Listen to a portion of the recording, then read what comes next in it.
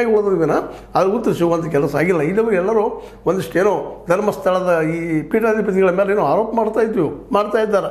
ಆದರೆ ಈ ಆರೋಪನೂ ಸತ್ಯ ಅಂತ ಹೇಳಲಿಕ್ಕೆ ಆಗ್ತಾಯಿಲ್ಲ. ಯಾಕಂದರೆ ಮತ್ತೆ ತನ್ನ ಪೇಟ್ ಚೇಂಜ್ ಮಾಡಿದ್ದಾರೆ.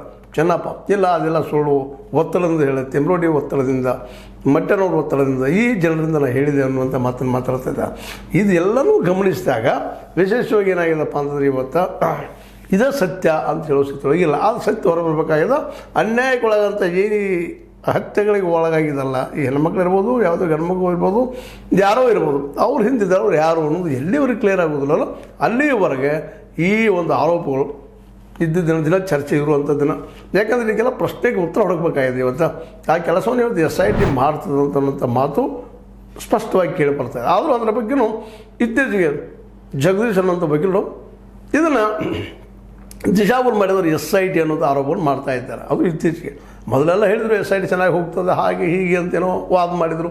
ನಂತರದಲ್ಲೇ ಅದು ಪೆನಿಟ್ರೇಟಿಂಗ್ ಏನಪ್ಪ ಅಂತಂದ್ರೆ ಮಷಿನ್ ತಂದ್ರೆ ಅದ್ರೊಳಗೆ ಏನಾದ್ರು ಗೊತ್ತಾಗ್ತದೆ ಅಂತ ಮಾತು ಮಾತಾಡಿದರು. ವೈಜ್ಞಾನಿಕವಾಗಿ ಇನ್ನಷ್ಟು ಸೂಕ್ಷ್ಮವಾಗಿ ಟೆಕ್ನಿಕಲ್ ಇದು ಆಗ್ಬೇಕಂತ ಮಾತು ಮಾತಾಡಿದರು. ಅವೆಲ್ಲ ಆಗೋಗಿದ್ದು JCB ಹೆಚ್ಚೆ ಮಾಡಿ ತೆಗೆದು ಇವತ್ತು ತಪ್ಪು ಅಂತ ಹೇಳ್ತಾ ಇದ್ದಾರೆ.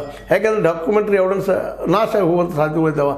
SIT ಅದನ್ನು ನಾಶ ಮಾಡಿತು ಅನ್ನೋದು ಒಂದು ಆರೋಪ ಮಾಡ್ತಾ ಇದ್ದಾರೆ. ಅದು ಎಷ್ಟು ಮಟ್ಟಿಗೆ ಸತ್ಯ ಸುಳ್ಳು ಅನ್ನೋದು ತನಿಖೆ ಹೊರಗೆ ಬಂದ್ಮೇಲೆ ಗೊತ್ತಾಗುವಂಥ ವಿಷಯ. ಅಲ್ಲಿವರೆಗೆ ಇದೆಲ್ಲ ಒಬ್ರಿಗೊಬ್ಬರು ಆರೋಪ ಮಾಡೋದು, ಪ್ರಚಾರ ಮಾಡೋದು, ಇವ್ರು ಅಲ್ಲ ಅನ್ನೋದು, ಇವರು ಎಸ್ ಅನ್ನೋದು ಒಟ್ಟಿನಲ್ಲಿ ನಡೆದು ಗೊಂದಲ ಗೂಡಿ ಇವತ್ತು ಆಗಿಬಿಟ್ಟದ. ಸ್ವತಂತ್ರವಾದ ಮೀಡಿಯಾಗೆ ಬೇಕಾಗಿರುವುದು ಸ್ವತಂತ್ರ ಧ್ವನಿ. ಆ ಸ್ವತಂತ್ರ ಧ್ವನಿ ಉಳಿಸಲು ನೀವು ಮಾಡಬೇಕಾದದ್ದು ಇಷ್ಟೇ. ಅದೇನಪ್ಪಾ ಅಂತಂತಂದ್ರೆ ನಿಮ್ಮ ಕೈಲಾದಷ್ಟು ಸಹಾಯ ಈ ಚಾನಲ್ಗೆ ಮಾಡಿ ಹಾಗೂ ನಿಮ್ಮ ಧ್ವನಿಯನ್ನು ಕಾಪಾಡಿಕೊಳ್ಳಿ. ಧರ್ಮಸ್ಥಳ ಆದರೂ ಒಂದೊಂದು ನೆನಪಿಡ್ಬೇಕಾಗಿದ್ದು ಏನಪ್ಪ ಅಂತಂದ್ರೆ ಇಲ್ಲಿ ಯಾರೋ ಏನೋ ಮಾಡಿದ್ರು ಸಹಿತ ಮತ್ತು ಇನ್ನೊಂದು ಇಲ್ಲಿ ಸ್ಪಷ್ಟವಾಗಿ ತಿಳ್ಕೊಬೇಕಾಗಿದೆ. ಹೌದು ಅಲ್ಲಿ ಭೂಮಿಗಳು ಕಬಳಿಸಿದಂಥ ಉದಾಹರಣೆಗಳಿದ್ದಾವೆ, ಭೂಮಿಗಳು ಹೋಗ್ಯದಂಥ ಆರೋಪಗಳಿದ್ದಾರೆ, ಅನೇಕ ಅದಕ್ಕೆ ಬಲಿಯಾದವರು ಇದ್ದಾರೆ. ಮಾವುತ